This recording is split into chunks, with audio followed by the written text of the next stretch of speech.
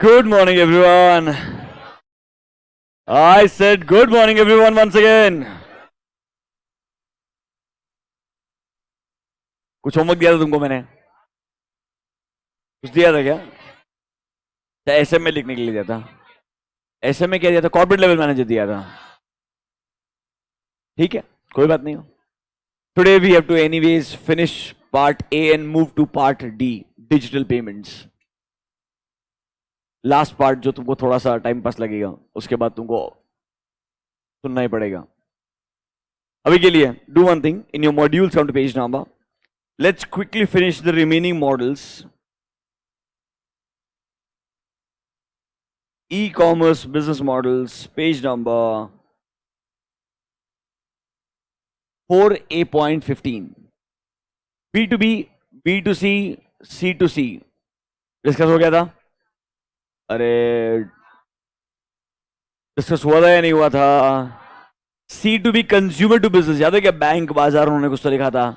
आपको रिक्वायरमेंट है, आप प्लेटफॉर्म पे डाल दो, बिजनेस को बता दो, उसको लगता है तुमको ये सर्विस प्रोवाइड करने का है, वो तुमको रिवर्ट बैक करेगा, बात खत्म. Basically need based services. जब आपको नीड है, आप अपने रिक्वायरमेंट्स दे दीजिए, they will reach out to you and provide you the desired service. फिर हमने डिस्कस किया था कंज्यूमर टू गवर्नमेंट. याद है क्या? ये इनकम टैक्स इंडिया. बेसिकली इनके हिसाब से all relationship between normal consumer in India and the government of India. इसलिए उन्होंने एक C2G वर्ड बनाया था. दो चीज मैंने आपको घर से पढ़ के आने के लिए बोला था. एक था गवर्नमेंट टू कंज्यूमर एंड दूसरा था business to government.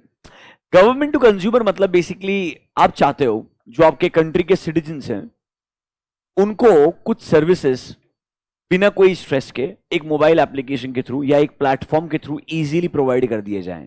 Like for example, if you ask me, during the time of Covid, when there were restrictions between multiple states, like if you're traveling from Maharashtra to Karnataka or from Maharashtra to Rajasthan, there were restrictions even state level. Yes or no? Like for example, आपको इस state में यहाँ पे अगर आप land करते हैं तो आपको कोविड सर्टिफिकेट के साथ में अभी भी RT-PCR का कॉपी लगेगा. आपने सुना होगा ये सब चीजें, राइट?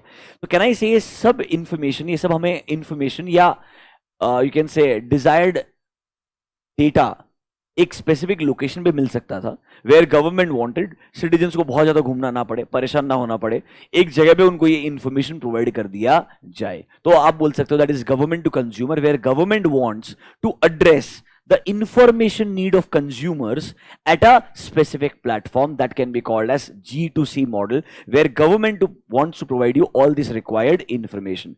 बेसिकली इनका पॉइंट ऑफ व्यू क्या है? इससे एक कंज्यूमर या एक कस्टमर जो है बहुत आसानी से जो रिक्वायर्ड चीजें उनका डिसीजन ले पाएगा, उसको अननेसेसरीली बहुत सारे डिपार्टमेंट्स में नहीं घूमना पड़ेगा, बहुत ज्यादा क्वेश्चनिंग नहीं करना पड़ेगा और उसको एक ही जगह पे सारा इंफॉर्मेशन मिल जाएगा. इन्होंने एग्जाम्पल के फॉर्म में दिया कि उन्होंने e Seva for a specific state, Andhra Pradesh. नहीं, ये स्टेट बाय स्टेट बहुत वेरी करेगा. इवन फॉर टूरिज्म, जो गवर्नमेंट को लगता है आपको इन्फॉर्मेशन प्रोवाइड करना है इस पर्टिकुलर स्टेट के अंदर, ये आपको पता है ना, ऐसा होता है.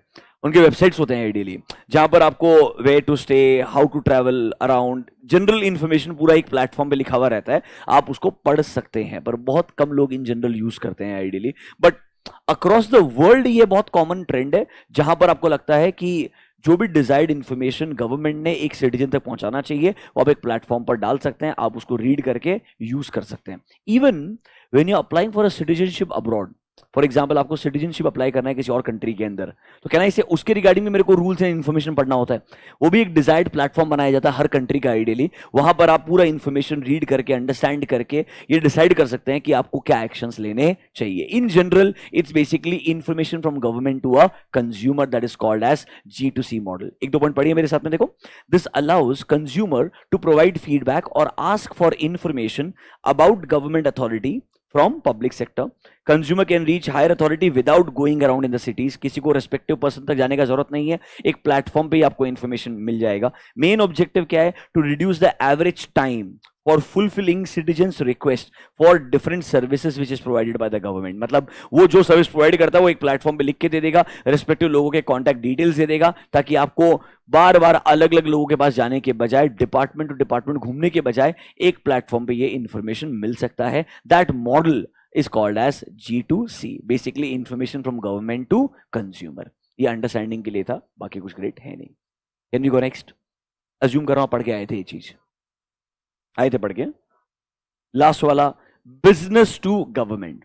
अब ये ना ओपन एंडेड है, इसका एक एग्जांपल जीएसटी 100% हो सकता है, that businesses are connecting with the government to provide lot of data and information. It can be other way around also. For example IRCTC का वेबसाइट है, उसके ऊपर भी आपने देखा होगा बहुत सारे एड्स आते रहते हैं, ना, सुना ना ये चीज आइडियली। इवन जो बहुत सारे वर्ल्ड के गवर्नमेंट्स होते हैं, अगर उनको फॉर एग्जांपल किसी फंड्स में पैसा रेज वगैरह करना होता है, वो लोग भी एडवर्टाइजिंग करते हैं ऑन अदर प्लेटफॉर्म्स। मतलब in simple terms it can be a two way communication where some information of a business is being shared with the government authorities, और sometimes if government wants the assistance of a business, कि उनके कुछ services को, उनके कुछ funds को promote किया जाए और बिजनेसेस उनको आइडियली प्रमोट करें ताकि लोगों तक पहुंचाया जाए, उसके लिए भी आप B2G बोल सकते हो। देखो, it is a model which is a variant of B2B। What is B2B? Business to business. यहां पर बिजनेस टू बिजनेस के बजाय business is dealing with the government directly, business is dealing with the government. एक example और देता हूं, आपने सुना गवर्नमेंट टेंडर्स? सुना है ना आपने? गवर्नमेंट टेंडर एक प्लेटफॉर्म रहता है जहां पर आपको रिक्वायरमेंट्स के हिसाब से अपना टेंडर भरना होता है। क्या ना, इसे गवर्नमेंट उस प्लेटफॉर्म पे पहले बोलता है ये कॉन्ट्रैक्ट है, इसके अंदर आपको ऐसा ऐसा काम करना होगा, आपको टेंडर भरने के लिए एलिजिबिलिटी ये सब है। क्या ना, इसे गवर्नमेंट इंफॉर्मेशन दे रहा है ताकि बिजनेस से रिवर्ट बैक मांग रहा है। क्या मांग रहा है? Revert back. फिर बिजनेस को अगर लगता है मैं ये काम कर सकता हूं, आपके जितने भी पब्लिक प्रॉपर्टीज होते हैं उनका अगर रिपेयर्स मेंटेनेंस का काम हो गया, या लेट्स से फॉर एग्जांपल किसी एक पब्लिक प्रॉपर्टी के अंदर कोई नया कंस्ट्रक्शन करना होगा, ये सब कुछ अल्टीमेटली पीपीपी के थ्रू होता है, पब्लिक प्राइवेट पार्टनरशिप। सुना होगा आपने? मतलब गवर्नमेंट उसके लिए टेंडर मंगवाएगा आप लोगों से, फिर लोगों के टेंडर्स रिसीव करने के बाद इवैल्यूएट करेगा, फिर जो मेरे को कम से कम कॉस्ट के अंदर बेस्ट पॉसिबल क्वालिटी का काम प्रॉमिस कर रहा है उसको मैं टेंडर अलोकेट करूंगा, फिर वो मेरे लिए काम करेगा, फिर मैं पैसा दूंगा। सिमिलरली एयरपोर्ट्स वैसे ही बनते हैं, मालूम है ना आपको ये चीज? इसको बोलते हैं public private partnership. Basically public expenditure जो आइडियली गवर्नमेंट ने इनकर करना चाहिए, एक्सपेंडिचर गवर्नमेंट खुद करने के बजाय प्राइवेट हैंड्स के थ्रू स्पेंड करता है। इसके थ्रू स्पेंड करता है private hands, because private hand को क्या दिया जाता है? कॉन्ट्रैक्ट दिया जाता है कि पब्लिक पर्पस के लिए आप ये चीज क्रिएट करेंगे, आपने जो टेंडर दिया उसके हिसाब से आप पैसा खर्च करेंगे, और अगर आप वो टर्म्स एंड कंडीशंस फुलफिल करेंगे तो आपको उन ट्रांचेस के अंदर पैसा दिया जाएगा। इसमें रिटेंशन मनी वाला कॉन्सेप्ट भी होता है, कॉन्सेप्ट शायद कॉस्टिंग में पढ़ाया होगा। कुछ पैसा वो रिटेन करके रखते हैं for a period of time, if अगर वो डिजायर्ड लेवल ऑफ आपका सर्विस मिलता है या आउटपुट रहता है, उसके बाद में आपको पैसा वापस दिया जाता है। सुना है ये चीज? पक्का? देन एस्केलेशन क्लॉज सुना होगा आप लोगों ने, सुना है कैसा? Thank God. पक्का? मतलब नॉर्मली कॉन्ट्रैक्ट्स में रहता है कि अगर फॉर एग्जांपल जो रॉ मटेरियल या जो प्रोडक्ट्स वगैरह हम यूज करने वाले हैं उनके प्राइसेस में सिग्निफिकेंट जंप अगर आ गया तो सर आइडियली हमारा कॉन्ट्रैक्ट का जो प्राइस है वो भी हमको रिवाइज करना पड़ सकता है। लाइक ये बहुत कॉमन टर्म्स है जो इन जनरल आप सुनेंगे जो लोग इन कॉन्ट्रैक्ट्स में डेली बेसिस पे डील करते हैं। तो देखो, it is a model which is a variant of B2B। Websites are used by government trade and exchange information with various businesses। मतलब it can be businesses giving information to government और government need something from a business, तो government businesses से tenders वगैरह invite कर सकता है। फिर अगर बिजनेस इंटरेस्टेड है तो अपना टेंडर फाइल करेगा विद रिक्वायर्ड इंफॉर्मेशन। मतलब it's like a business relationship between a government and a business. Do you get my point? That is called as B2G। जैसे ओरिजिनली B2B था where one business is dealing with another business, यहां पर commercial nature की चीजों के लिए एक business deal कर रहा है गवर्नमेंट डिपार्टमेंट्स के साथ में या गवर्नमेंट के ऑर्गेनाइजेशंस के साथ में। That is called as B2G। थोड़ा बात समझ में आ रहा है क्या? ये देखो टर्म्स क्रिएट किए हैं basically depending upon in general किस तरीके का मैकेनिज्म आज के अलग अलग प्लेटफॉर्म्स में आपको देखने को मिलता है। आपको रेफरेंस के लिए आपको बस पता होना चाहिए इन वर्ड्स का मतलब क्या होता है। That is more than sufficient. Are you feeling comfortable? हमने B2B से लेकर के B2G तक एक बार सब डिस्कशन कर लिया। ये रीड ओनली पर्पस के लिए आप एक बार रीड कर सकते हैं और बी प्रिपेयर्ड, हायर साइड में MCQ क्वेश्चन आपको देखने को मिल सकता है इसके अंदर। Can we go next? पक्का? अब इन्हीं मॉडल्स के रिगार्डिंग उन्होंने कुछ और टर्म्स दिए हैं। Come to page number 4A.11। Have you heard the word business model? ये पता रहेगा आपको यार, PCQ में पढ़ाया होगा। What is a business model? हर बिजनेस अगर ये प्रूव करने के लिए जाए कि एग्जैक्टली वो किस तरीके से पैसा अर्न करने वाला है, किस तरीके से वो अपने ऑपरेशंस को ग्रो करने वाला है, इवॉल्व करने वाला है, उसका मैकेनिज्म एक्सप्लेन करना बिजनेस मॉडल कहलाता है। फॉर एग्जांपल नेटफ्लिक्स बोलेगा we have a subscription way. Subscription is a way to get revenue for my organization. That is my business model. Business model basically किस तरीके से आप अपने बिजनेस के अंदर प्रोडक्ट या सर्विस बना करके बेचेंगे, लोगों को प्रोडक्ट या सर्विस क्यों परचेस करेंगे आपसे. अगर आप ये प्रूव कर पाते हो on a piece of paper, that is nothing but my business model where I am explaining them. मैं ये चीज क्रिएट करेगा या ये सर्विस प्रोवाइड करेगा, ये मेरे लिए टारगेट मार्केट रहेगा, क्यों वो टारगेट मार्केट मुझे प्रेफर करेगा in general, and how I plan to make money from all this. If I can prove this on a piece of paper, that is nothing but my business model. ये word सुना होगा आप लोगों ने पक्का. Shark tank में वो लोग पिच करते हैं normally. They try to explain what they do and then there is a Q&A session, and in the Q&A you give more clarity towards what exactly you want to achieve from the money what you are trying to raise in a business organization. So this word is called as business model. ये चाहिए. यहां पर आपको अलग अलग business model के words मिलेंगे. एक वर्ड देखो, ई शॉप, और ब्रैकेट्स में क्या लिखा है, e tailer. Any website is e-shop or e-tailer where there is a store. If there is no store, then there is a problem. If it's a information purpose website है कि हमारा information है पर आप कुछ बुकिंग नहीं कर सकते हो यहाँ पे, तो वो मेरे लिए ई शॉप नहीं कहलाएगा, क्योंकि वहां पे स्टोर नहीं है. क्या नहीं है? स्टोर नहीं है. वहां पे सिर्फ एक वेबसाइट में इंफॉर्मेशन दिया हुआ है, that is just for information purpose. For example, ये होटल है, होटल का बुकिंग नहीं कर सकते. ये होटल क्या है, कहां है, कैसा है, उसके बारे में इंफॉर्मेशन आपको मिल रहा है. देन आई विल नॉट से it is a E shop. Normally E shop होने के लिए उस वेबसाइट के ऊपर स्टोर होना चाहिए, प्रोडक्ट या सर्विस बाय करने का ऑप्शन होना चाहिए. आप ऐसा बोल सकते हो जैसे एक रिटेलर पर्सन प्रोडक्ट या सर्विस बेचता है, वैसे अगर वेबसाइट एक प्रोडक्ट सर्विस बेचता है उसको हम बोल सकते हैं ई शॉप और ई टेलर. देखो एग्जांपल क्या लिखे, e shop is a virtual store front that sells products and services online. एकदम टाइम पास है. एग्जांपल्स कहां से निकाल के दिए उन्होंने पता नहीं, मतलब सारे के सारे वेबसाइट्स मेरे लिए ई टेलर और ई शॉप्स है. या ऐसे एक एग्जांपल्स हैं. क्या हो गया, डब्ल्यू फॉर वुमेन है क्या वेबसाइट, ये ऐसा है क्या, फेमस है, सही में है, कपड़े बेचता है, कुर्तीज, और वेबसाइट का एक्चुअली नाम ये W for women. W is a brand that I know, but w4women.com is it a website. Interesting.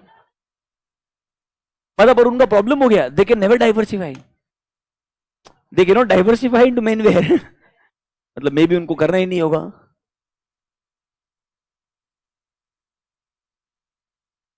Anyways, is this done? E shop e tailer, मेरे को इधर डिस्कशन करना ही नहीं है, मेरे को बस बताने का ये सब है. आगे नेक्स्ट. बेटा आपको प्रोडक्ट जाके एक्सप्लोर करने का कोई जरूरत नहीं, छोड़ दीजिए, please don't. Next one. Can you see a word e-mall? Can you tell me what is e-mall? Just like we have a physical mall, there are multiple shops. E-mall is a platform where you can buy products and services of different brands. E-mall is a platform where you can buy products and services of different brands. Like for example, you go to Phoenix, there are 100 stores. Example. Similarly, if I go to a website जहां मेरे को 100 अलग अलग brands का products मिल सकता है, तो मेरे लिए वो क्या कहलाएगा, ई-मॉल कहलाएगा. इधर ई मॉल को मार्क करो एमसीक्यू के लिए. ये चीज उन्होंने रिसेंटली इंक्लूड किया है, कुछ 6 महीने पहले. Just one attempt before this it was included. इन्होंने पहली बार एक्सप्लेन किया there is something called as general mall and specialised mall. Mark करो, दोनों चीज इंपॉर्टेंट है. सबसे इंपॉर्टेंट यही है. Like out of all the other models, this is the most important one because recently included in the modules and logical भी है. General mall and दूसरा वाला specialised mall. For example Magic Bricks. For example, Magic Bricks. Can I say it is about property? चाहे तुम buying करने के लिए बात कर लो, रेंट के लिए बात कर लो, चाहे तुम कमर्शियल प्रॉपर्टी का बात कर लो, रेसिडेंशियल प्रॉपर्टी का बात कर लो, प्रोजेक्ट का डिटेल चाहिए आपको, बट कैन आई से एक इंडस्ट्री रिलेटेड है. किससे रिलेटेड है? एक industry related. Practo, a platform. Again you get my point, but there are different sectors of the medical world included together on one single platform. Logical है कि नहीं ideally? तो when they say specialized store या specialized mall, इसका मतलब है ऐसा platform जहां पर एक स्पेसिफिक इंडस्ट्री रिलेटेड लोग लिस्टेड हैं, एक स्पेसिफिक इंडस्ट्री रिलेटेड प्रोडक्ट्स या सर्विसेज लिस्टेड है. It is not a general category. अगर ऑन द अदर हैंड अगर आप Amazon फ्लिपकार्ट बोल दोगे तो मैं बोलूंगा वो क्या हो जाएगा, जनरल कैटेगरी हो जाएगा. Even Myntra up to some extent specialised category में आ जाएगा कि फॉर एग्जांपल उनका भी जो डिफाइंड कैटेगरीज है वो लिमिटेड है, ऐसा नहीं है कि कंप्लीटली अनलिमिटेड है. फॉर एग्जांपल मतलब अगर आप Amazon पे जाओगे तो मेरे हिसाब से आपको एक शायद पिन से लेकर के कुछ भी मिल सकता है, whatever you want to buy. Never really tried, but I'm sure you get my point ideally. So that's the differentiation between a word general mall and a specialized mall. Read these 2 points along with me. देखो, these are online stores that have a variety of items for sale and do not specialize in selling any one item, and that's why they're called as general stores. Example is Amazon.com. देखो, specialized mall, the specialized stores would sell only specialized items. For example, 99acres.com बोला है, Magic Bricks हो सकता है आपके लिए. Specialized वाले आपको बहुत सारे एग्जांपल्स देखने को मिल जाएंगे. रादर एक बात बोलता हूं मैं, it's easy to crack the specialized model if there is no competitor. It's easy to crack the specialized model because लोग आसानी से आपके बारे में प्रेफरेंस समझ लेंगे. It is very tough to crack the general model because in general model the overall cost required to actually make people understand that you can actually buy anything from here is a tough job because people will not trust you easily. Like for example Amazon, Flipkart ने एक trust create किया over a period of time. किसी एक नए player के लिए आसानी से क्रिएट करना पॉसिबल नहीं होगा. It will take lot of time, plus it will be even more difficult to match up with the quality of other two players. मेरे लिए प्रॉब्लम ये भी होगा ना, चल मैं प्रोडक्ट के लिए प्लेटफॉर्म बना भी दूं ideally, but in terms of delivery, in terms of other services जो मुझे क्वालिटी प्रोवाइड करना होगा ना, वो सेम क्वालिटी मैच करना भी मुश्किल होगा मेरे लिए. इसीलिए जनरल मॉल वाला जो आज की तारीख में कैटेगरी है वो टफ है क्रैक करना किसी नए प्लेयर के लिए. स्पेशलाइज वाला हो सकता है अभी भी कोई ऐसा नीश एरिया है, मतलब कोई ऐसा area which is unexplored, which is actually not really catered by anyone. वो अभी भी आप आइडेंटिफाई करके एंटर कर सकते हो और शायद उसको आप अच्छे से एक्सप्लोर कर सकते हो, एक्सप्लॉइट कर सकते हो. इस स्ट्रेटेजी को भी बोलते हैं फोकस स्ट्रेटेजी. आगे आएगा स्ट्रेटेजिक मैनेजमेंट के अंदर. याद है क्या, कॉर्पोरेट लेवल, बिजनेस लेवल. तो बिजनेस लेवल के जो स्ट्रेटेजीज होंगे ना, उनके बारे में डिस्कशन जब होगा, यहां पर हम थोड़ा बहुत डिस्कशन और रिलेट करेंगे. The strategies can be called as focus strategy, where of focusing on a specific target market जिसपे कोई और फोकस नहीं कर रहा है. ये तरीके का आप अगर अप्रोच फॉलो करते हैं तो शायद आप एक स्पेशलाइज्ड स्टोर या मॉल अच्छे से क्रिएट कर सकते हैं. क्या आपको दोनों वर्ड का थोड़ा मतलब समझ में आया? This is called as e mall. Notebook में जाइए. एक चीज what I want all of you to 100% make a short note from exam point of view is on e mall. आपका होमवर्क आज का ये बहुत सिंपल सा चीज है यार. ऐसी चीज तो होमवर्क में लिखनी पड़ेगी आपको, और एक दिन मेरे को चेक करना पड़ेगा कि कितने ब्लैंक पेजेस है आपके पास में. देखो, अगर होमवर्क नहीं भी करो तो भी जगह खाली छोड़ देना. प्लीज समझो मेरा बात, छोड़ देना, कोई बात नहीं. 9-10% ट्राई करो कि आप होमवर्क करो, अच्छा बात है. वो अगर जगह खाली रहेगी ना तो आपके दिमाग को पता रहेगा कि आपने कितना एफर्ट डाला है. I am being honest. और कभी ना कभी रियलाइजेशन होगा तो एक संडे तुम्हारा दिमाग खराब होगा और तुम बोलोगे आज तो मेरे को कंप्लीट करने का ही है. I am waiting for that one Sunday.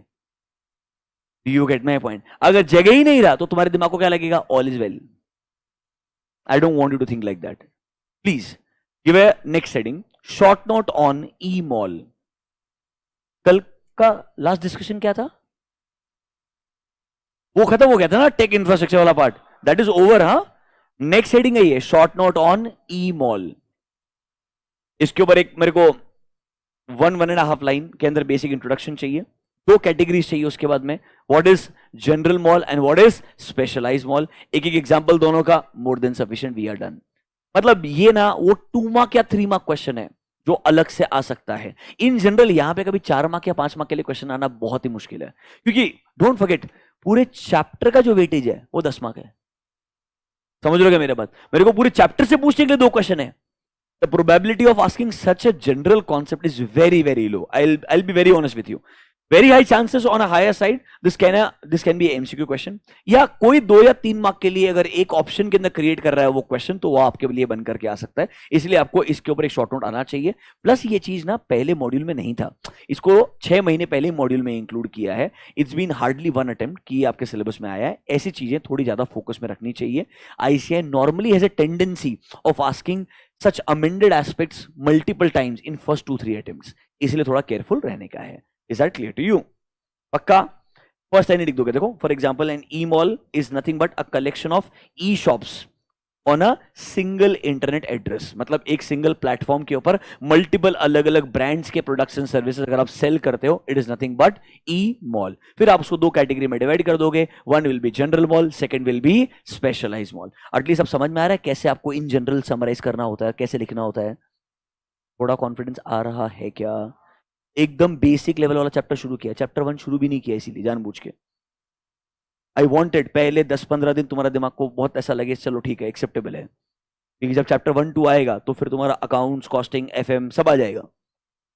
हाँ, वो ईआरपी अगर बनाने के लिए तुम जाओगे तो उसमें अकाउंटिंग एंट्रीज भी लिखे हुए हैं बहुत सारे, ऑब्वियसली आने वाला है 100%। Yes, mixture of accounts, law, audit सब है इधर, कुछ भी ऐसा है कि जो नहीं है आइडियली। हाँ, टैक्स नहीं है, नहीं है वो भी मैं कुछ नहीं कर सकता उसका, समझो, उसके बारे में सिर्फ इनकम टैक्स एक्ट होता है, इतना लिखा है बस आइडियली। चलो anyways, is this clear to you guys? Can you go next? Look at the next word, can you see word e auction? Read the point number A फटाफट से and read the example quickly, I am sure you all know this really well. Read point number A, read the example and let's move on.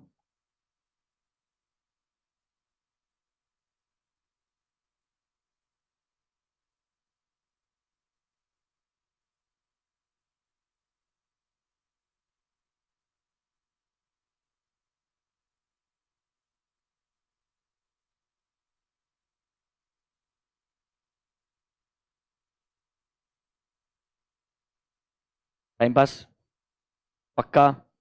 EBay मालूम ही है, on सेल.com मेरे को नहीं पता, similar nature का रहेगा कुछ तो यार आइडियली, ठीक है जाने दो। Can we go next? पक्का? आगे बढ़ो। पोर्टल, अरे यार ये तो अभी इतना जनरल वर्ड है, आज की तारीख में वेबसाइट को भी पोर्टल ही बोलते हैं। पोर्टल इज एनी प्लेटफॉर्म, समझ रहे हो मेरा बात, जो बेसिकली बहुत सारे अलग अलग वेबसाइट्स को कनेक्ट करता है। Like let me give you 2-3 examples, probably आपको बेटर समझ में आएगा। Have you heard of sky scanner? एक वेबसाइट है skyscanner.com, सुना है क्या आपने आइडियली? स्काई स्कैनर लोग क्यों यूज करते हैं? वहां पर आपको सारे अलग अलग फ्लाइट्स जो अलग अलग वेबसाइट्स पे लिस्टेड हैं वो कंपेयर करने को मिलता है। So it's basically one place where you search, let's say you're looking for a flight from Mumbai to Singapore, example, do you get my point? फिर यहां पर ये सेक्टर के जितने भी फ्लाइट्स हैं जो अलग अलग सारे वेबसाइट्स पे पोस्टेड है पूरे के पूरे, आपको देखने को मिलेंगे, आपको best deal on the web समझ में आएगा। Are you understanding my point? Let's say आपको वहां पर मेक माई ट्रिप भी मिल रहा है, ईज माई ट्रिप भी मिल रहा है और बहुत सारे प्लेयर मिल रहे हैं, फिर तुमको बेस्ट प्राइस कहां निकला? Let's say make my trip पे लग रहा है, तो उस पर क्लिक करोगे ना, वो तुमको रिडायरेक्ट करके आगे मेक माई ट्रिप पे लेके जाएगा। समझ रहे हो मेरा बात? स्काई स्कैनर है, फिर एक इक्सिगो है, इक्सिगो सुना है क्या आपने आइडियली? मतलब कुछ कुछ ऐसे थे, नहीं इक्सिगो भी फ्लाइट्स वगैरह के लिए, होटल्स के लिए है, समझ रहे हो? इन सिंपल टर्म्स आप कभी कभी बोल सकते हो कुछ ऐसे प्लेटफॉर्म्स या पोर्टल्स है जो अपने आप में डायरेक्टली वेबसाइट होने के बजाय they are a gateway to other websites, they are a gateway to other websites, from there other websites are connected. Normally बोलने के लिए सबसे बेस्ट है गूगल, आप उसको पोर्टल नहीं बोलोगे बट एक्चुअली गूगल सर्च से ही नॉर्मली इंसान एक नॉर्मल वेबसाइट तक रीडायरेक्ट होकर के पहुंचता है। आपको मल्टीपल पेजेस देखने को मिलेंगे और आपको मालूम रहेगा मेजोरिटी केस में जब आप सर्च करते हो जो एड लिखा हुआ स्टार्टिंग का पहला 2-3 वेब पेज दिखता है। When you search anything, the first search bar के बाद आपको जो वेबसाइट्स के लिंक्स आते हैं, पहले 1-2 के आगे ऊपर एड साइड में लिखा होता है ad, they are advertised on Google. Do you get my point? They are trying to fetch more results ताकि लोग उनके थ्रू एंटर करने का ट्राई करें, because if people are searching something and उनको लगता है आइडियली कोई और मेरे कॉम्पिटिटर की वेबसाइट पे जाएगा, इसके बजाय अगर मेरा वेबसाइट सर्च में ऊपर आएगा तो चांसेस है that they may end up landing on my website, and if they like the product और service on my website, you never know, मेरे पास नया कस्टमर क्रिएट हो सकता है एक आइडियली। तो इन सिंपल टर्म्स पोर्टल्स मेरे लिए वो प्लेटफॉर्म्स हो गए जो मेरे लिए एक तरीके से गेटवे है टू अदर वेबसाइट्स जिनके थ्रू मैं प्रोडक्ट्स एंड सर्विसेज बाय और सेल कर सकता हूं। देखो, it is a website that serves as a gateway or a main entry point on the internet, mark the word, to specific field or interest or an industry। मतलब sir इससे आप बाकी दूसरे वेबसाइट्स, मतलब फॉर एग्जांपल फ्लाइट बुकिंग के लिए मेरे पास 10 अलग अलग ऑप्शंस हैं, कौन से वाले वेबसाइट के ऊपर क्या प्राइस चल रहा है उसका कंपैरिजन मुझे एक सिंगल प्लेटफॉर्म पे मिल सकता है, ताकि मैं डिसाइड करूंगा ये सेक्टर का फ्लाइट मुझे अगर बुक करना है तो मुझे मेक माई ट्रिप पे जाना चाहिए या ईज माई ट्रिप पे जाना चाहिए। ये मेरे लिए डिसीजन मेकिंग क्या हो जाएगा, आसान हो जाएगा कंपैरेटिवली। बात समझ में आया क्या? A portal consists of web pages that act as a starting point for using any web-based services। मतलब सिंपल इट्स अ प्लेटफॉर्म जहां पर आप चीजें सर्च करोगे और आपको मल्टीपल ऑप्शंस दिखाएगा, आप चूज करोगे ठीक है मेरे को ये वाला वेबसाइट पे बेस्ट प्राइस मिल रहा है, इस पे क्लिक करके मैं आगे जाऊंगा और अपना टिकट बुकिंग कर सकता हूं। Is this clear to you? पक्का? That's it. देखो example, portals of Yahoo, Netscape, Excite, these are actually not really portals. Once upon a time Yahoo was a portal, ठीक है। आज के तारीख में सबसे फेमस यूज सर्च इंजन आपको मालूम रहेगा गूगल है, You get my point? Now that portal concept is gone. Now we have, there's something called as aggregator. क्या word आ गया? Aggregator. Can you see a word aggregator? What is aggregator? अब ना ऐसे websites हैं जहां पर service providers and service receivers को इकट्ठा किया जाता है, एक जगह पे लेके आया जाता है, ताकि सर्विस प्रोवाइडर रिसीवर एक प्लेटफॉर्म पे transaction, Uber, Zomato, Ola, can I say there are lot of service providers, lot of service receivers, they all are coming together on a platform, Practo. Aggregator model, they say, is the best model to actually make a lot of money. 3 reasons behind this. Number 1, volume significant होता है, because aggregate कर रहे हो मतलब बहुत सारा service provider रहेगा, बहुत सारा सर्विस रिसीवर रहेगा. Number 2, you are not competing with service providers because you are not providing the service what the service provider will provide. For example, Zomato is not going to cook food. They're just going to create a platform where people who are specialized in cooking food, they will list themselves. Are you understanding my point? So you are never seen as a threat. Rather, you are seen as an enabler. You are seen as a enabler, that you are helping a small restaurant to reach to masses. तो वो भी आपको positively पैसा देना चाहेगा, at least initial phases में. जब restaurant को समझ में आएगा मैं चलना लग गया हूं, तो फिर ऑब्वियसली बोलेगा जोमेटो परेशान करता है. It's natural. Do you get my point? But you need to also think about this, that जिन्होंने प्लेटफॉर्म क्रिएट किए उन्होंने बहुत पैसा बर्न किया है to create that platform, and उन्होंने वो पैसा बर्न किसके लिए किया है? सर्विस प्रोवाइडर्स के लिए किया एक्चुअली के अंदर. हाँ, मैं मानता हूं बहुत सारा पैसा बर्न नहीं भी होना चाहिए, that's a different story, but aggregator model is one of the finest models जो दुनिया के अंदर आज तक सबसे आसानी से सक्सेसफुली रन हुए हैं. You look at in number of example, any service related application around you जहां पर आपको अलग अलग, अपना अर्बन कंपनी एग्रीगेटर मॉडल, और मालूम है आपको ये, बस थोड़ा स्मार्ट अर्बन कंपनी मालूम है पक्का क्या सर्विसेज प्रोवाइड करता है आपको? मतलब उसने आपका डे टू डे लाइफ के अंदर जो जो प्रॉब्लम अनसॉल्व थे सारे बॉक्सेस उठाए, उसने बोला सब देंगे हम. For example, you need someone to fix your RO, they'll send someone. You need someone to fix the electricity part, let's say electrician चाहिए आपको, plumber चाहिए, carpenter चाहिए, जो भी चाहिए, for example all kind of stuff. You want salon services at home, they'll give it to you. मतलब उन्होंने वो सारे boxes टिक किए जो अभी तक unorganized थे, जो अभी तक क्या थे? unorganized थे. उन्होंने क्या बोला? ये सारे services with our brand name will give it to you. समझ लो मेरा बात आइडियली. और यहां पर भी जो सर्विस प्रोवाइडर्स है वो उनके पार्टनर्स हैं, बस यहां मॉडल थोड़ा कंपेरेटिवली अलग है. मतलब वहां पर भी फिक्स्ड वेरिएबल वाला पार्ट रहेगा, उन्होंने अलग अलग कैटेगरी ऑफ सर्विस प्रोवाइडर्स बना दिए हैं, बट उन्होंने बहुत स्मार्ट तरीके से, again just imagine, population is huge, need for services is huge. How many of you have actually used Urban Company? Used Urban Company? Okay, not bad, but it's a very fast growing organisation currently, and criticism है उसका भी obviously, उतना नहीं है. Urban Company का एक ही problem है, तुमने एसी रिपेयर करने के लिए किसी को बुलाया, अगली बार हो जाते भैया बोलेंगे मेरा नंबर ले लो, अगली बार किसी को जरूरत पड़े तो मुझे डायरेक्टली कॉल कर लेना, अर्बन कंपनी को कॉल करने का जरूरत नहीं है. अगर आपने ऐसा करना शुरू किया, अर्बन कंपनी खत्म हो जाएगा. Just imagine if everyone starts doing this, eventually वो प्लेटफॉर्म क्या बोलेगा? मैं तो अभी अफोर्ड कर ही नहीं पाएगा. जो मेरा बेस्ट लोग है उनको मैंने कस्टमर्स को रीच आउट करके दिया, अब वो कस्टमर्स ही वो बेस्ट लोगों से काम करवाता है. तो ना कस्टमर मेरे पास में आता है, ना वो इंसान मेरे पास में है जिसके लिए मैंने प्लेटफॉर्म क्रिएट किया था ideally. This is the biggest challenge unfortunately in our country. थोड़ा सा ये थोड़ा अनप्रोफेशनलिज्म बोलूंगा मैं इस चीज को आइडियली. हाँ, अगर तुमको ऑर्गेनाइजेशन एक्सप्लॉइट कर रहा है, तुम्हारे हक का पैसा नहीं दे रहा है, तो इंसान जेन्युइनली ऐसा करेगा, मैं मानता हूं. You get my point. But यार ठीक है, कुछ केस में बुरा होगा, कुछ केस में नहीं होगा, पर अगर आप थोड़ा अनप्रोफेशनल अप्रोच को फॉलो करना शुरू करोगे तो यार वो फिर वो पूरा का पूरा जो स्ट्रक्चर है ना, जो पर्पस था उसका, वो पूरा का पूरा खत्म हो जाएगा. फिर धीरे धीरे बाद इंटीरियर सर्विसेज मिलेंगे आपको वहां पे. You need a interior for your house, आपको एक रूम का इंटीरियर करने का है, go to Urban Company, wait for few months. Next,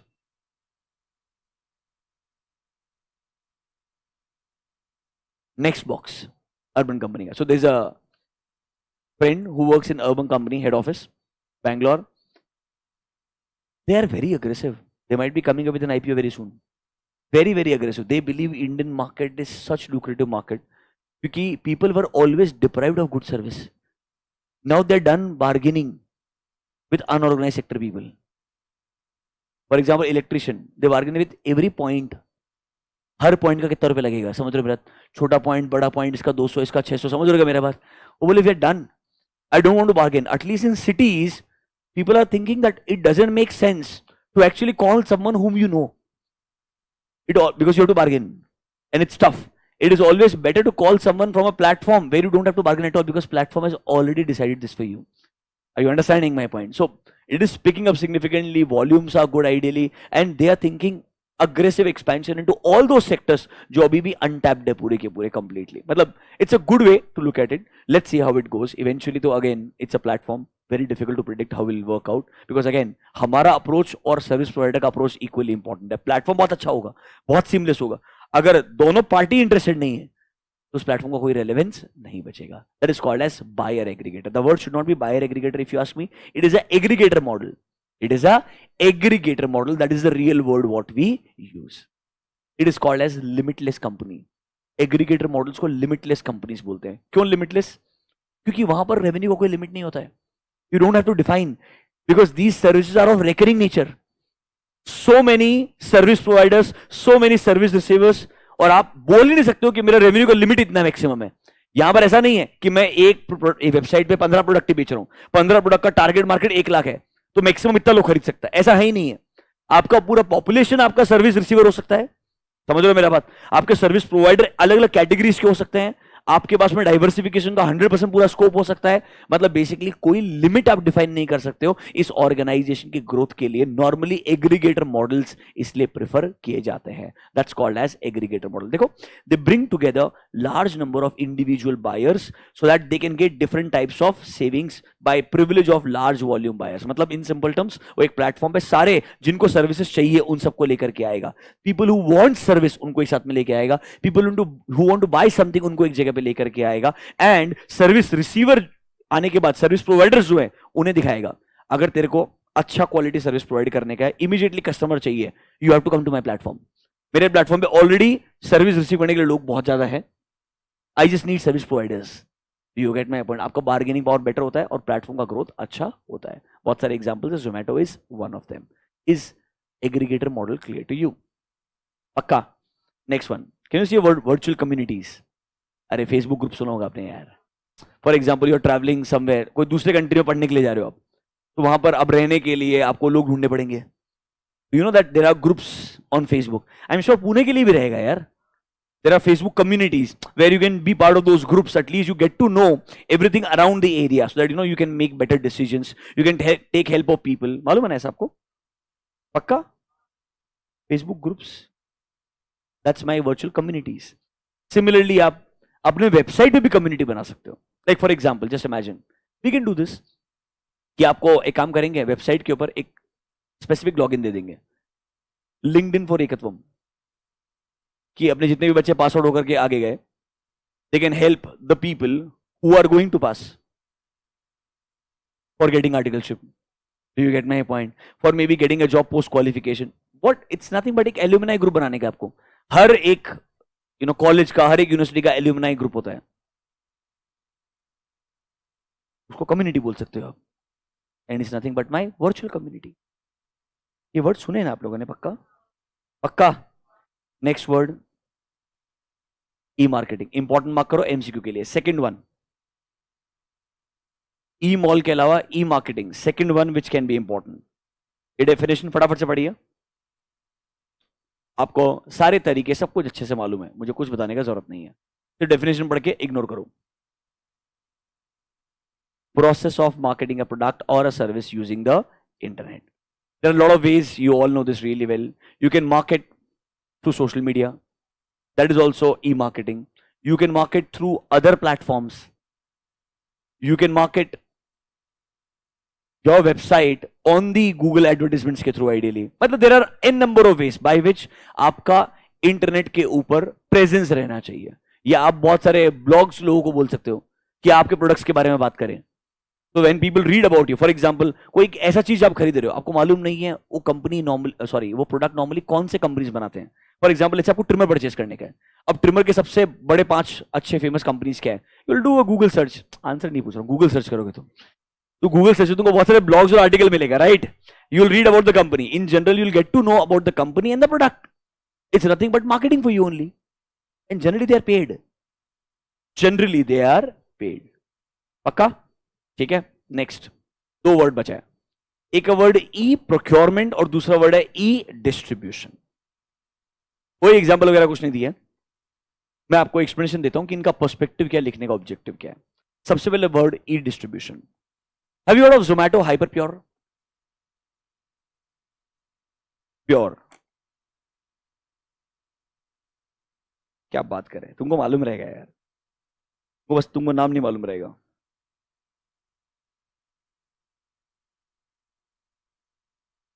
मेरे को लगा कनेक्टेड था, तेरे साथ ही होता है यार सब।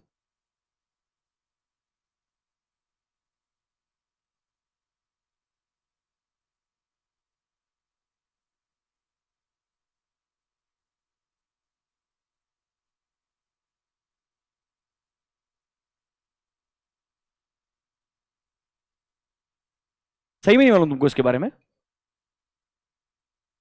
पता क्या करेगा? Very raw stage right now, objective is simple.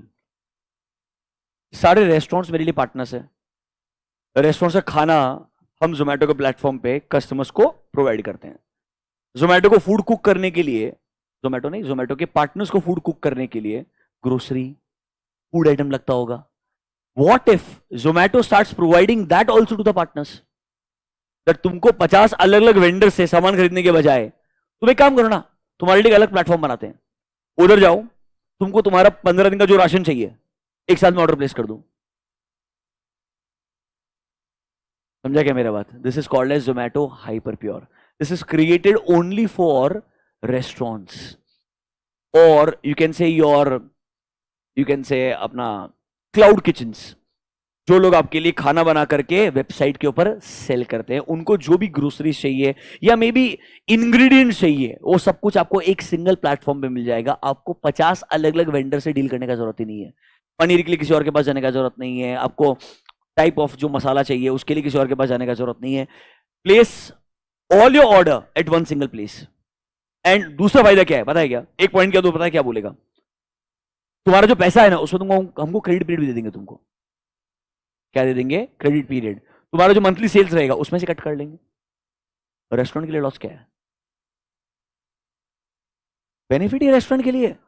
Loss क्या है? मेरे को सोचो ना, एक साथ मेरा वर्किंग कैपिटल का और बर्डन कम हो जाएगा comparatively. If someone wants to start new, obviously उसको नहीं देंगे वो लोग। They will also have a category of restaurant. I hope you are understanding my point. This is called as Zomato hyper pure. Quality, single vendor marketplace, and obviously that is the most important selling point. जो खरीदने का खरीद लीजिए।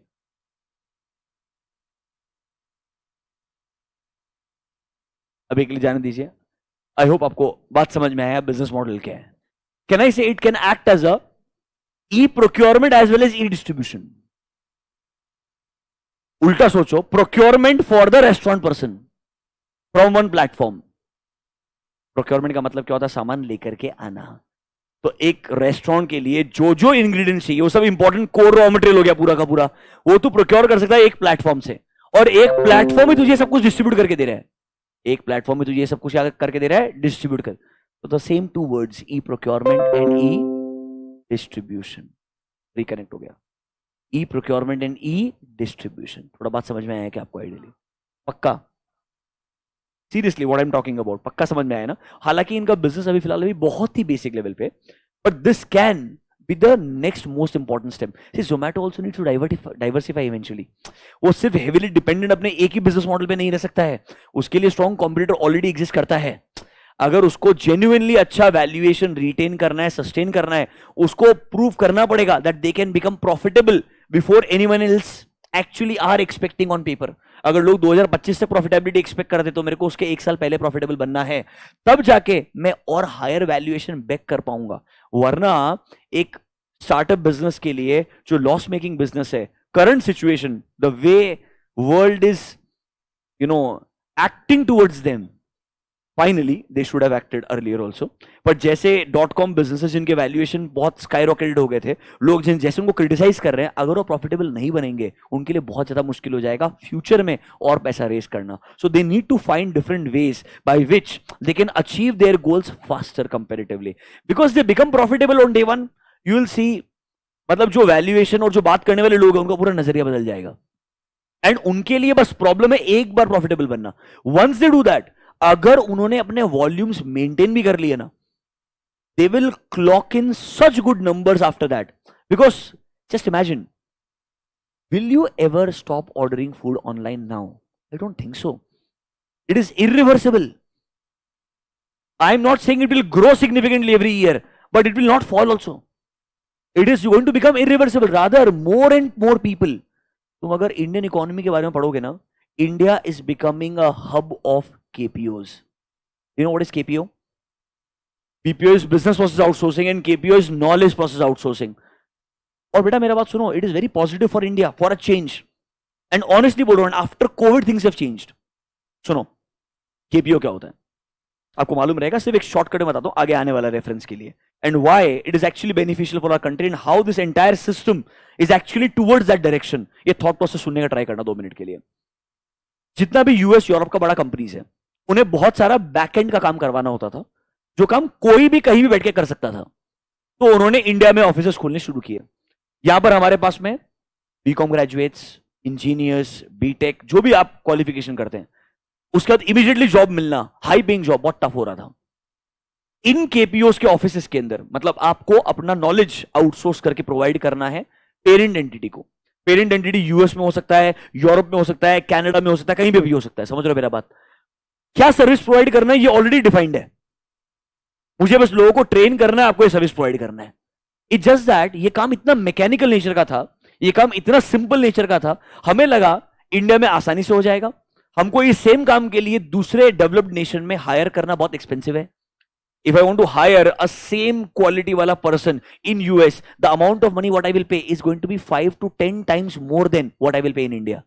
I'll get someone here in 5 to 7 lakh rupees. There I have to pay $60,000 to $70,000.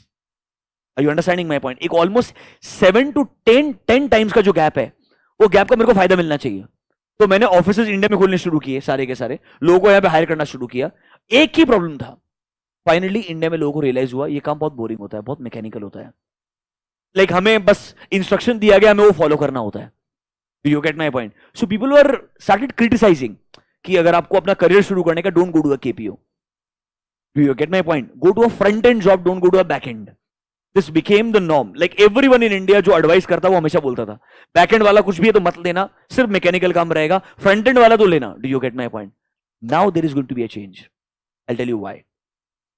After Covid, now in US also, तुम तुम्हारे client place पे नहीं जाते हो. अभी तक क्या हो रहा था, यूएस में जो बैठा है वो क्लाइंट प्लेस पे जा रहा था. कहां जा रहा था? क्लाइंट प्लेस पे. काम करने के लिए कौन बैठे थे? लोग इंडिया में. तो ये यूएस वाला मेरा जो स्टाफ है वो क्लाइंट प्लेस पे जा रहा था, वहां से काम भेज रहा था इंडिया के अंदर. अब वो यूएस वाला आदमी भी घर से बैठ के काम कर रहा है, वो भी क्लाइंट प्लेस पे नहीं जा रहा है. तो अब यूएस कंपनी को पता है क्या लगता है, मैं ज्यादा से ज्यादा काम क्यों ना इंडिया में करवा लूं. When everything can be done online, even my US staff is working from home only majority of the time and it is possible to do. We have seen that for 3 years. Why not do one thing? और जो अच्छा वाला quality का काम है वो India में भेजना शुरू कर दो. अब एक काम करो, पूरा प्रोजेक्ट एग्जीक्यूट इंडिया से करवा दो, सिर्फ मैनेजर यूएस में अपॉइंट कर दो. So now they just want 1 or 2 person to supervise everything in US. The entire execution takes place from here. So the entire work comes here. Now just imagine, as a fresher, you are getting exposure to $1 billion clients on day 1. Although the projects are big. And वो पता क्या कर पा रहा है, जहां वो 5 लोग को यूएस में हायर कर रहा था, 4 लोग को इंडिया में हायर कर रहा था, 9 लोगों का टीम था, अब वो टीम बना रहा है 15 लोगों का, 13 लोगों को हायर कर रहा है इंडिया में, ताकि तुम्हारा लर्निंग जो कर्व है वो आराम से बढ़े, तो भी कोई दिक्कत नहीं है. You learn slowly, it's fine, because we have more people. Because मेरे को इंडिया में पे करना है 5 लाख रुपए, वहां पे करना है $70,000. अब मैं सिर्फ एक ही मैनेजर या सुपरवाइजर को या हायर से 2 लोगों को यूएस में रखेगा, जो ये पूरा कोऑर्डिनेशन का काम करेगा, पर पूरा एग्जीक्यूशन कहां से होगा. इतना अग्रेसिव हायरिंग होगा आने वाले 5 साल के अंदर, इतना अग्रेसिव. हमारे इधर जो अनएम्प्लॉयमेंट का प्रॉब्लम है ना, अप टू सम एक्सटेंट साफ हो जाएगा.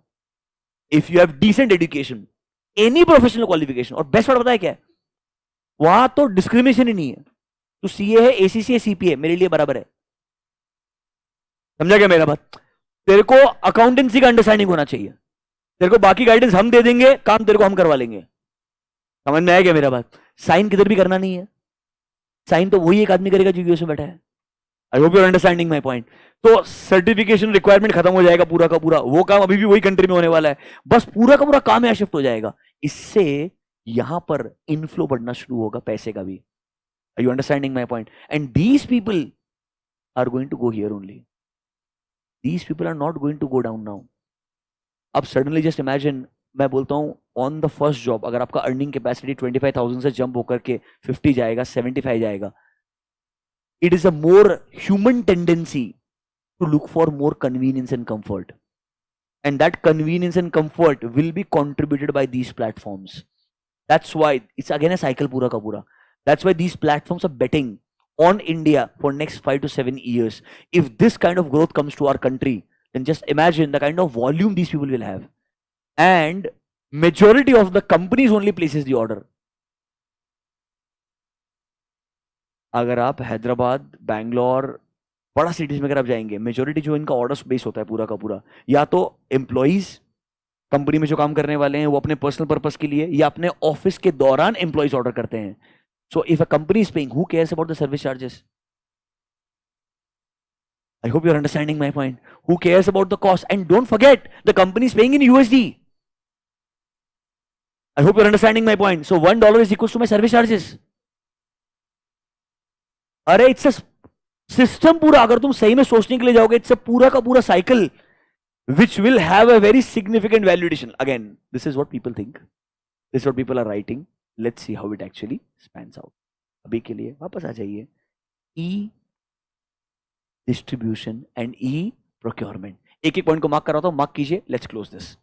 E-procurement is management of all procurement activities via electronic means। मतलब आपको जो जो सामान प्रोक्योर करना है अपने बिजनेस के लिए, सब कुछ आप शायद एक प्लेटफॉर्म से अगर कर पाते हो, we can say it is nothing but e procurement. बहुत सारे बिजनेसेस ऐसा मॉडल्स क्रिएट कर रहे हैं ताकि बाकी बिजनेसेस को जो भी चीजें चाहिए वो एक प्लेटफॉर्म से प्रोवाइड की जा सकती है। So the business is creating this is nothing but E distributor. अरे हाँ या ना? एंड जो रिसीव करने वाला बंदा है उसके लिए वो क्या बन जाएगा? Procurement aspect. अगर आप दोनों चीजों को पढ़ेंगे ना, अल्टीमेटली सेम ही बात बोलेगा, बस साइड अलग अलग है। एक आदमी प्रोक्योर करने वाला है, दूसरा आदमी क्या है? डिस्ट्रीब्यूशन करने वाला है, और कोई डिफरेंस नहीं है। देखो, e distributor is a company that supplies products and services directly to the individual businesses. Example लिख दीजिए, जोमैटो हाइपर प्योर। एग्जांपल लिख दीजिए, Zomato Hyperpure, Zomato Hyperpure. मैं वापस से आपको बता रहा हूं, दोनों चीजें इंटरकनेक्टेड है, उन्होंने अलग अलग लिख दिया है। इट इज अ पर्सन, एक आदमी डिस्ट्रीब्यूट करने वाला है। एक बात सोच, मेरे को एक प्लेटफॉर्म से सब कुछ मिल सकता है, तो मैं क्या कर रहा हूं? प्रोक्योर कर रहा हूं इलेक्ट्रॉनिकली। मेरे को ये सब चीजें प्रोवाइड करवा के दे रहा है डिस्ट्रीब्यूटर। लिखा अलग अलग है बट एक प्लेटफॉर्म की दो साइड है ये। प्लीज समझो मेरा बात, मतलब उन्होंने दो पार्ट में डिवाइड किया, मतलब दो अलग अलग वेबसाइट होना चाहिए जरूरी नहीं है। एक जगह सर्विस प्रोवाइडर रहेगा, एक जगह सर्विस रिसीवर रहेगा। एक इंसान के लिए प्रोडक्ट रिसीव करना है, एक के लिए डिस्ट्रीब्यूट करना है। You get my point? Clear है? That's it. These are your general model जो उन्होंने आपके लिए इंक्लूड करके दिए थे। ये सिर्फ आपको रीड करने हैं। एमसीक्यू में इनमें कोई एक सिचुएशन बना के दे सकता है, आपको आइडेंटिफाई करना है कि भाई ये क्या बोलने का ट्राई कर रहे हैं। बेस्ट पार्ट पता है क्या? जहां वर्ड सप्लाई का आएगा आप बोल देंगे वर्ड डिस्ट्रीब्यूशन। जहां वर्ड वो बोलेगा कि सामान आप अंदर लेकर के आने वाले, इनबाउंड वाला पार्ट रहेगा, प्रोक्योरमेंट रहेगा, आप बोल देंगे ई प्रोक्योरमेंट। जहां पर वो मार्केटिंग के बारे में बात करेगा वाया इंटरनेट, या बोलेगा you are trying to sell your product, you are making it available to public, information दे रहे हो, मतलब मार्केटिंग कर रहे हो in simple terms, the answer will be e marketing. Options में 4 जो ऑप्शन है ये रहेंगे, ऐसा कुछ आपको पिक करना रहेगा, इसमें से कौन सा ऑप्शन इस सिचुएशन में फिट होता है। Are you understanding my point? This marks the end of chapter 4 part A. Notebooks निकालिए एक बार शांति से। आप देखिए पार्ट ए के अंदर हमने इन जनरल क्या क्या डिस्कशन किया। Chapter 4 part A.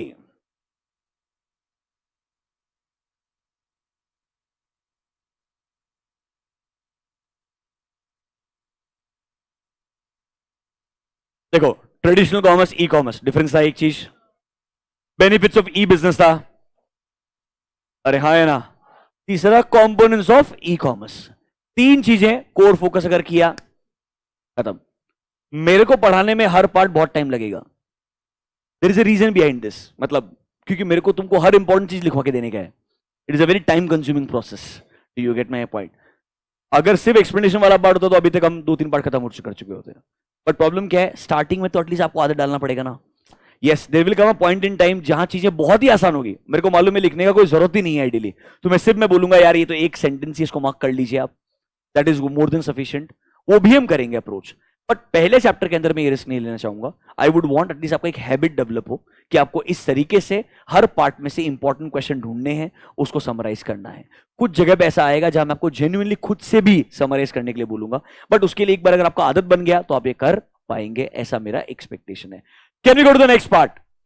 Let's go to part D. Why not part B and C? You'll understand. Chapter 1 का बहुत सारा पार्ट है, जब तक वो खत्म नहीं होगा पार्ट बी एंड सी नहीं समझेगा। B is about your architecture. School में पढ़ाएगा आपको 2 tier 3 tier architecture, front end back end. School में नहीं पढ़ाएगा कभी तुम, आईटी वाईटी में थोड़ा बहुत बताया होगा शायद, ऐसा मुझे मालूम है, इसीलिए प्रॉब्लम आएगा। ये चैप्टर 1 में जब हम पढ़ेंगे तो वापस इसको रिविजिट करेंगे, don't worry. Part C is become risk control. तुमको चैप्टर 1 2 3 में इतना रिस्क कंट्रोल पढ़ाएंगे, तुम जिंदगी में किधर भी रिस्क कंट्रोल देखोगे तुम बोलोगे okay, don't worry about this. Come to part D for now. सबसे टफ चीज है, सबसे फेवरेट एरिया ऐसे आएगा। मतलब बहुत बार क्वेश्चन पूछा उसने, बहुत बार, मतलब बहुत बार। ऑनेस्टली बताओ, तुमको डिजिटल पेमेंट सब अच्छे से आते हैं? 2-3 क्वेश्चन पूछता हूं, आंसर देना। 2-3 क्वेश्चन पूछता हूं, आंसर देना। You all use UPI based applications?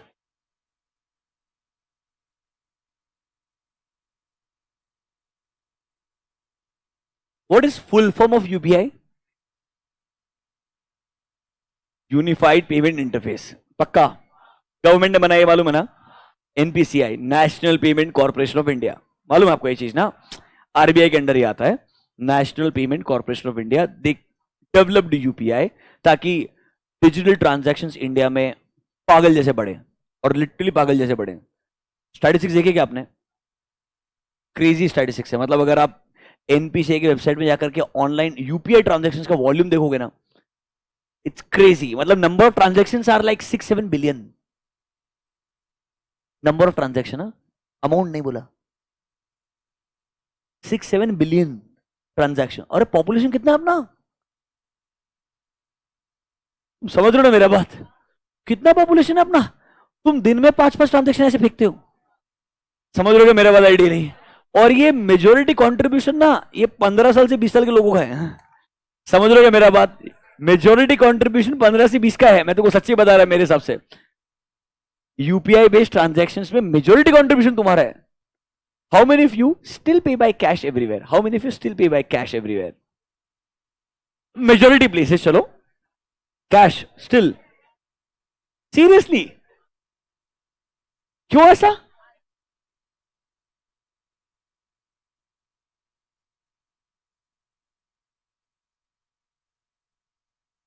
अच्छा, तुम लोगों ने ब्लैक मनी अर्न किया हुआ है।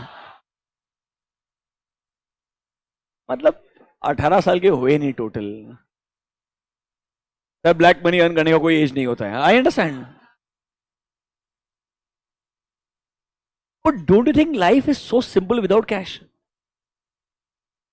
Like I am not kidding, तुमको पता नहीं, वो शायद समझ नहीं आ रहा है। जस्ट इमेजिन, तुम दुनिया में किधर भी घूम रहे हैं, तेरे को वॉलेट का स्ट्रेस ही नहीं है। तेरे को मालूम है तेरा वॉच से टैप होकर पेमेंट हो जाएगा। फोन तो चल जाने दो, वॉच से पेमेंट हो जाएगा। मतलब इट इज सो कन्वीनियंट यार। And best part, there is record of everything. I think maybe there is a problem for you, that is a record of everything. मतलब देयर इज अ ट्रेल, पूरा perfect. मतलब मेरे हिसाब से एक individual को accounting करने की आवश्यकता ही नहीं है। If your entire money coming to your bank account and going from your bank account directly, it's so easy.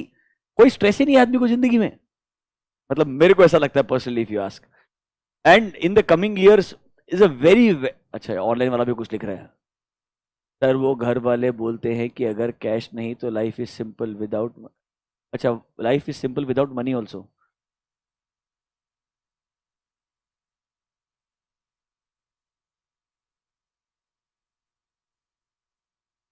जाने दीजिए, लेट्स कम बैक। मेरे को आपसे डिस्कशन ही नहीं करने का है। मेरा पॉइंट सिंपल है, क्या तुमको यूपीआई बेस्ड पेमेंट्स मालूम है? वो इधर डिजिटल पेमेंट्स है। फटाफट से खत्म करते हैं, एग्जाम पॉइंट ऑफ व्यू से पहले पूरा डिस्कशन। दो तीन ऐसे कॉन्सेप्ट शायद आपको मालूम नहीं रहेंगे, like for example there is another mechanism USSD, एक तरीका है जो उन सेक्टर्स के लिए बनाया है, उन लोगों के लिए बनाया है। Maybe in India there are some people who still don't have access to a smartphone, but still can they perform banking transactions or services through a normal phone which is not a smartphone. Do you get my point? मतलब जहां mobile application वगैरह का mechanism नहीं होगा, normal उनके पास में keypad रहेगा, जैसे अपना नोकिया उस जमाने का हुआ करता था। तो क्या हो गया? फोन ले लिया तेरा? मस्त है यार, दिखा तेरा, फेंक सकता डायरेक्टली इसको तो यार, सही में नोकिया ये, वो वाइब्रेट करता है तो यार, चलता है क्या? आता है नोकिया ऐसा अभी भी? 1100 है नोकिया। नोकिया 1100 जो आया करता था वैसा है, वो तो थोड़ा हैवी हुआ करता था ये। इसको टेंशन है कितना सा है यार, ये हल्का सा एकदम। नहीं नहीं नहीं, ऐसा नहीं करने का। गुड, चलो एक एक्सपेरिमेंट करेंगे इसके ऊपर अपन आइडियली। सो अभी के लिए लेट्स क्विकली फिनिश। सबसे पहले डिजिटल पेमेंट क्या है, एडवांटेजेस क्या है, लिमिटेशंस क्या है, एग्जाम वाला पार्ट खत्म करते हैं फटाफट से, पहले उधर फोकस। फिर दो चार अच्छे एरियाज लिखे, मोबाइल वॉलेट क्या होता है, यूपीआई क्या है, वो सब नहीं बताऊंगा, उसमें एक एक पॉइंट मार्क करवाऊंगा, क्विकली आप पढ़ेंगे, हम डिस्कशन करेंगे, आगे बढ़ेंगे। मेरे को मालूम है you guys are well aware of these things, तो will not waste lot of time, quickly do one thing in your modules, come to page number 4D.2। सबसे पहले इंट्रोडक्शन लिखा है बहुत सारा। You can do one thing, quickly spend 2 minutes, read point ABC fast, जल्दी से, एक ही बार पढ़ना जिंदगी में, अगली बार रीड मत करना कभी। इंट्रोडक्शन फटाफट से,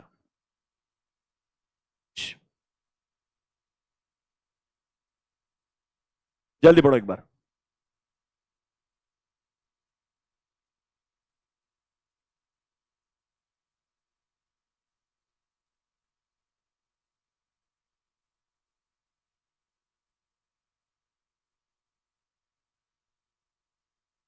डन, टाइम पास एकदम, नोटबुक्स निकालो कि मैं नेक्स्ट हेडिंग, जल्दी।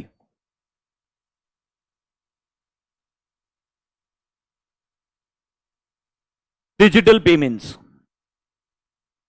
Notebooks next heading, digital payments.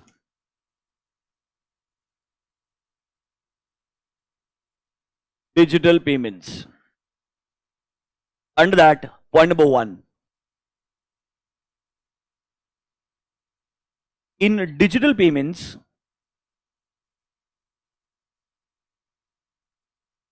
both payer and payee, in digital payments, both payer and payee uses digital modes. Both payer and payee uses digital modes to send and receive money. Uses digital modes to send and receive money.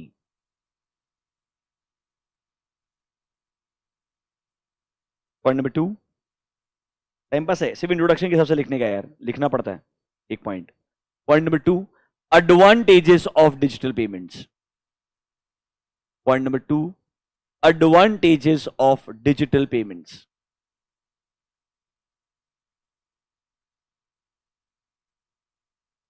Advantages of digital payments. In your modules, come to page number 4D.8. Advantages, limitations या drawbacks, ICI का favourite area है, बहुत बार question आया है, इज्जत से पढ़ते हैं, क्लोज करते हैं, बहुत ही आसान है। मैं तुमसे पूछूंगा भी नहीं, सिर्फ हेडिंग देखने का, अपने आप you will know the logic. Read number 1, what is advantage number 1? It is easy and it is convenient, there is no doubt about it. मतलब जेन्युइनली आपके लिए ये वो हैसल खत्म हो जाता है कि आपको पैसा एक जगह से दूसरी जगह पे कैरी करना पड़ेगा. Is that clear to you? Point number 2, pay और send money from anywhere. In true form, actually, if any of your friend relative needs, let's say, in case of any emergency, it's actually very simple. It does not matter where you are. It does not matter what time it is. It is actually very simple and straightforward to transfer money in today's world. That is my point number 2. Clear है ये चीज? Number 3, discount from taxes. आपने देखा होगा normally जब आप petrol वगैरह payment करते हैं फ्रॉम अ डेबिट कार्ड और credit card, after certain period of time कुछ part of money comes back to you. It's basically कुछ गवर्नमेंट ने, नहीं मालूम आपको ये चीज आता है, पेट्रोल पेमेंट अगर आप करते हो ना आइडियली, मतलब बहुत चिल्लर अमाउंट आता है, कुछ तो 3,000 रुपए पे मेरे को लगता है कुछ 30 रुपए के आसपास, या कुछ तो 25-27 रुपीज के आसपास. This is what I remember. This one number which comes to my credit card statement again and again. Like once very small percentage of it they give it back to you because you are making online. अब तुमको online transaction करना पड़ेगा ना इसके लिए. तुम cash payment करोगे तो कैसे पता चलेगा तुमको आइडियली. But if you are making a digital payment, in case of credit card it does. debit card के बारे में I'm not sure. I'm using credit card on a regular basis. In case of credit card, if you actually pay petrol के लिए पैसा, आपको उसमें से कुछ कंपोनेंट जो है, उन्होंने 0.75 लिखा है अप्रोक्सीमेटली, कुछ छोटा सा कंपोनेंट है of the total amount spend. वो मंथली का लिमिट भी है, उतना पैसा गवर्नमेंट वापस आपको देता है. बेसिकली वो प्रमोट करना चाहता है डिजिटल पेमेंट्स को. क्या करना चाहता है? प्रमोट करना चाहता है डिजिटल पेमेंट्स को. ऐसे ही एक जमाने में बहुत सारे जो गवर्नमेंट के इंश्योरेंस कंपनीज थे, उधर अगर आपने इंश्योरेंस प्रीमियम वगैरह पे किया तो उन्होंने आपको डिस्काउंट पास ऑन किया था. मतलब in simple terms, if you are using digital modes, उन्होंने आपको कोई ना कोई इंसेंटिव दिया है ताकि आप कैश पेमेंट करने के बजाय ऑनलाइन ट्रांजैक्शन करना क्या करेंगे? प्रिफर करेंगे. So it's a incentive from government. It's a incentive from government. ठीक है, पक्का? नेक्स्ट, थोड़ा बहुत आपको ये भी बताया होगा, not just for digital payment, in income tax आपको पढ़ाया होगा 44 AD ADA. बिजनेस वाले में 8% के बजाय 6% ही कंसिडर करना पड़ता है total income if majority of your all your money is coming in the bank account directly.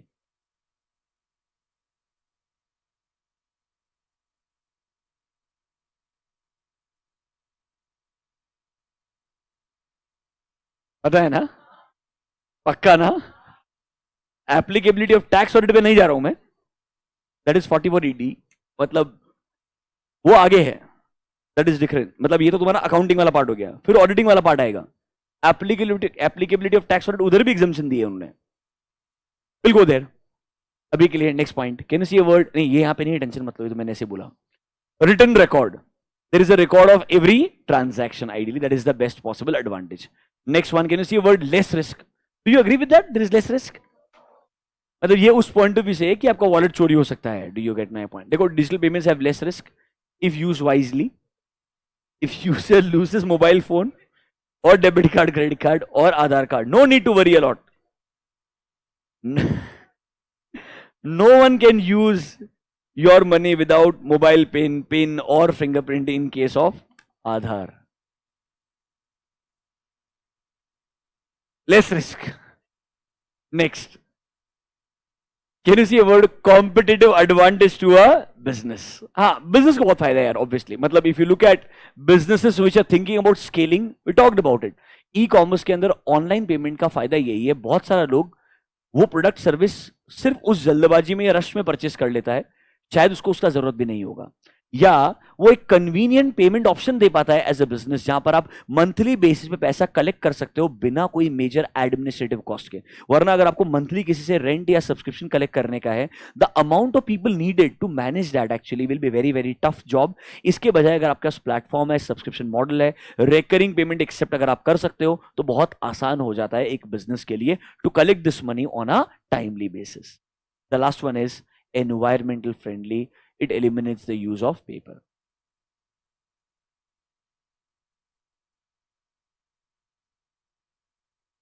बच्चा पूछ रहा है, क्या आपको ऐसा लगता है कुछ साल बाद हम वापस कैश यूज करना शुरू कर देंगे, बोलेंगे डिजिटल पेमेंट वगैरह सब गलत है? कैसा होगा? टफ लगता है यार, मतलब seems tough. Some people may be, but हाँ, एक ही पॉसिबिलिटी है, if the amount of frauds या स्कैम्स बहुत सिग्निफिकेंट हो जाते हैं, where it becomes so normal, and if banking organizations and government is not doing anything, तो डेफिनेटली ऐसा हो सकता है. But I think in India जिस तरीके से आरबीआई फंक्शन करता है, they won't let it happen. RBI doesn't care which bank it is. RBI ने एचडीएफसी बैंक को बैन कर दिया क्रेडिट कार्ड इशू करने से। मालूम है कि नहीं आपको? कुछ महीने पहले तक HDFC was not allowed to issue credit card.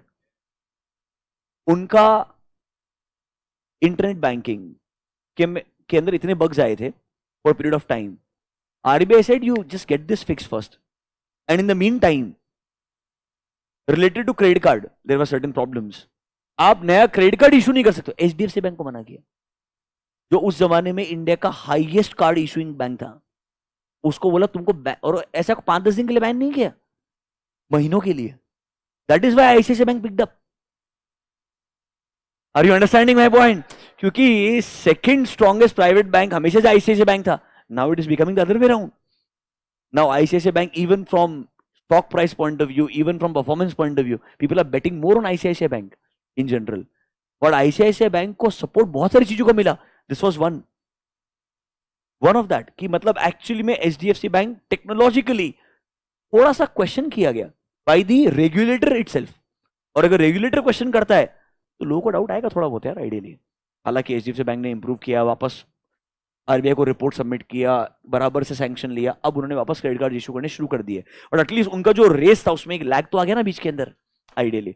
So RBI in that way is a very strong regulator. वो केयर ही नहीं करता कौन है सामने, गलत है तो वो इमीडिएटली एक्शन लेगा। फिर वो कोटक महिंद्रा बैंक का या एचडीएफसी या आईसीआईसीआई बैंक का, कोई फर्क नहीं पड़ता उसको। I hope you are understanding my point. So yes, in general, competitive advantage to business, and it will be a environmentally friendly practice. You have,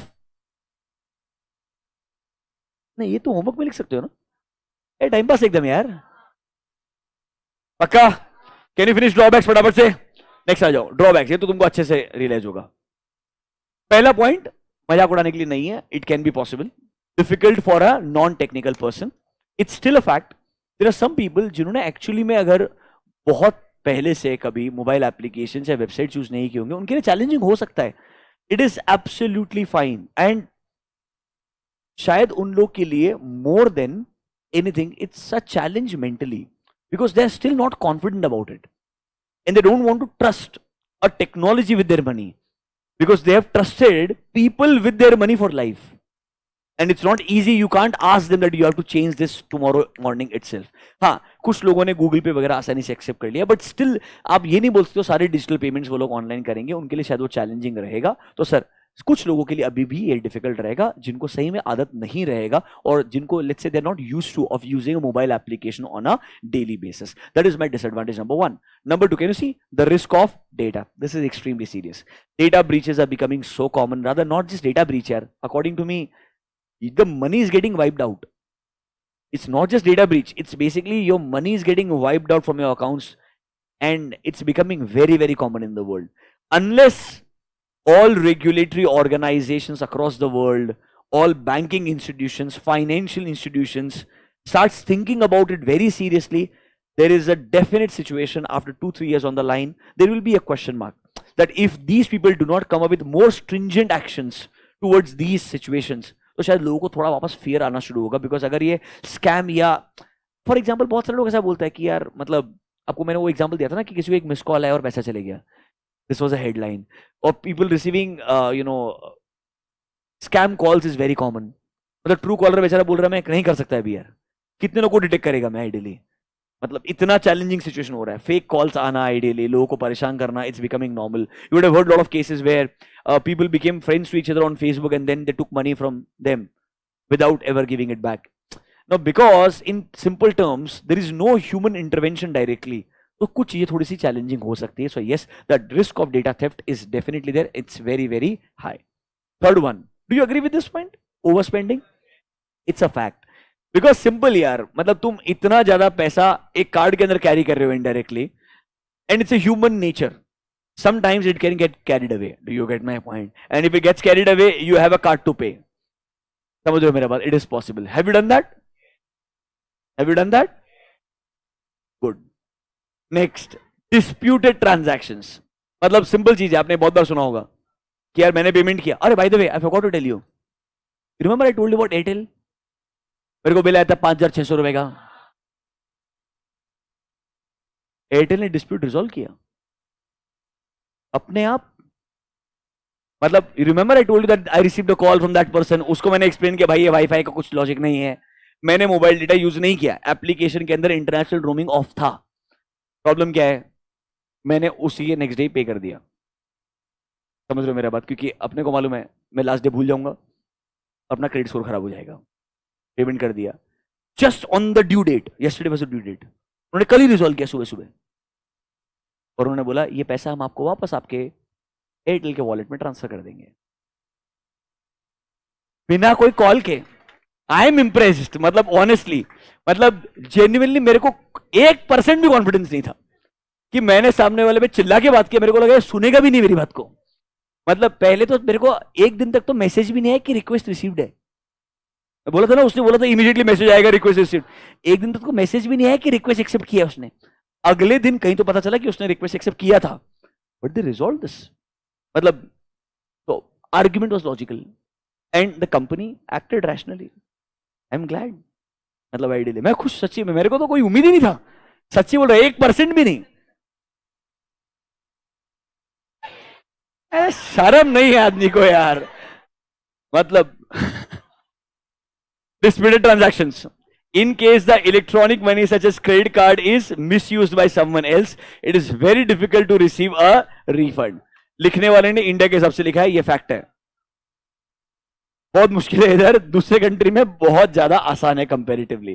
can you see increase business cost? अरे यार हर digital payment के लिए जो आपके payment gateways है ना, they charge you for every transaction. आपके लिए 1% 2% जो कॉस्ट है, मतलब पेमेंट गेटवे में जो पैसा आप पे करते हैं ideally, let's say for example if the product is for 1 lakh rupees, अगर आपने 1 लाख रुपए पे किया आइडियली, उसके ऊपर 1% या 1.5% depending upon your mode of payment, आपने डेबिट कार्ड से पे किया है, क्रेडिट कार्ड से पे किया है, नेट बैंकिंग से पे किया है, यूपीआई से पे किया है, हर किसी का अलग अलग वेरिड चार्जेस होता है जो एक बिजनेस को बेयर करना पड़ता है। तो एक बिजनेस के लिए कॉस्ट कंपेरेटिवली बढ़ गया है। एंड द लास्ट पॉइंट सबसे इंपॉर्टेंट जो हमेशा बार बार आते रहेगा, आपको क्या चाहिए? इंटरनेट चाहिए, उसके बिना ट्रांजैक्शंस नहीं हो सकते हैं। नोटबुक्स निकालिए, एडवांटेजेस के लिए कम से कम 8 से 9 लाइन छोड़ दीजिए। पॉइंट नंबर 3 लिखिए, drawbacks of digital payments. Point number 3, drawbacks of digital payments. 8-10 line छोड़ करके थर्ड हेडिंग लिखिए, drawbacks of digital payments.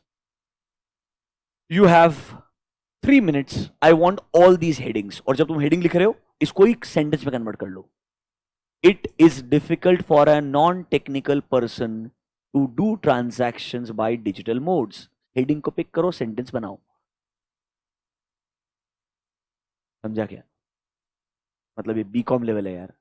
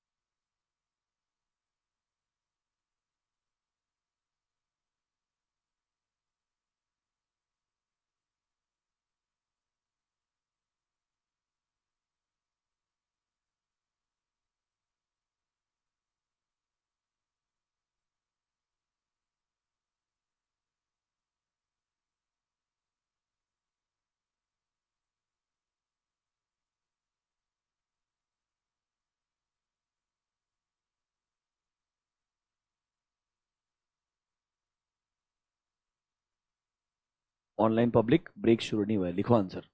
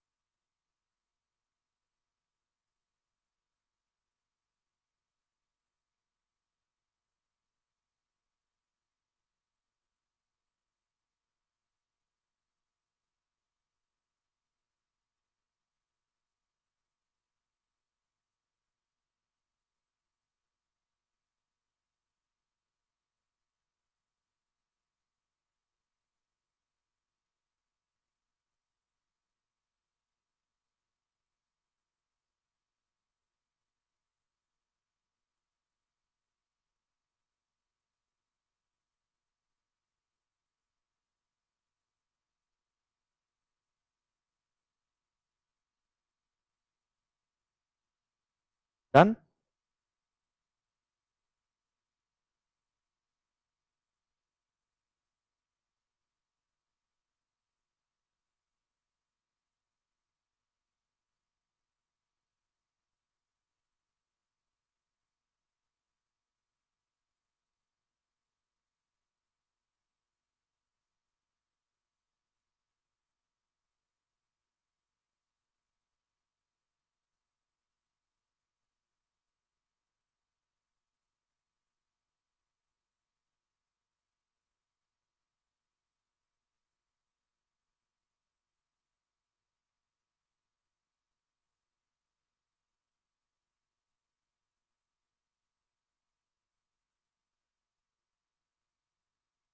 Did you see the video which I shared with you of Amazon Go yesterday?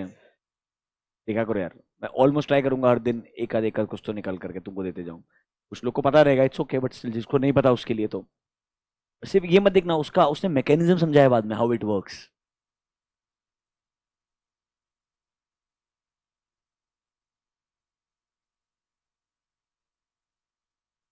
ठीक है।